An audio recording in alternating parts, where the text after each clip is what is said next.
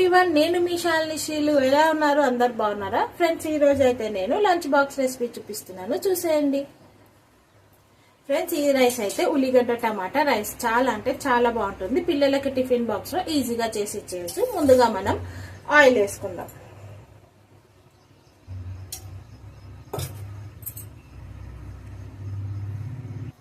Oil add చేసేసుకున్నాక ఒక ఉల్లిపాయని cut చేసి వేసేసుకుందాం.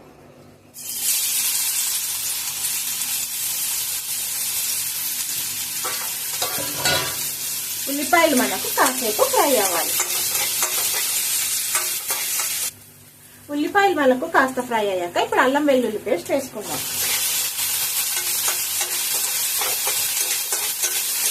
అలాగే ఇందులో కొద్దిగా పసుపు కూడా యాడ్ చేసుకుందాం. ఇది కొంచెం స్పైసీగా టేస్టీగా చాలా బాగుంటుంది. పిల్లలు ఈజీగా తినేయచ్చు. దీనికి కర్రీ కూడా ఏం అవసరం ఉండదు. మనకు కూడా తొందరగా అయిపోతుంది. చాలా అంటే చాలా బాగుంటుంది. ఇప్పుడు మనం ఇందులో రుచికి సరిపడా కారం, ఉప్పు కూడా యాడ్ చేసుకుందాం. కొద్దిగా కారం, కొద్దిగా గరం మసాలా,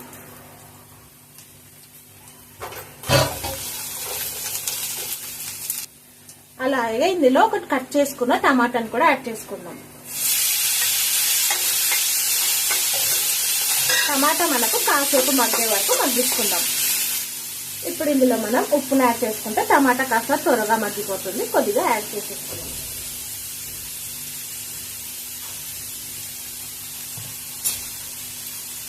ఇప్పుడు మనం మొత్తం అంతా మగ్గించుకుందాం.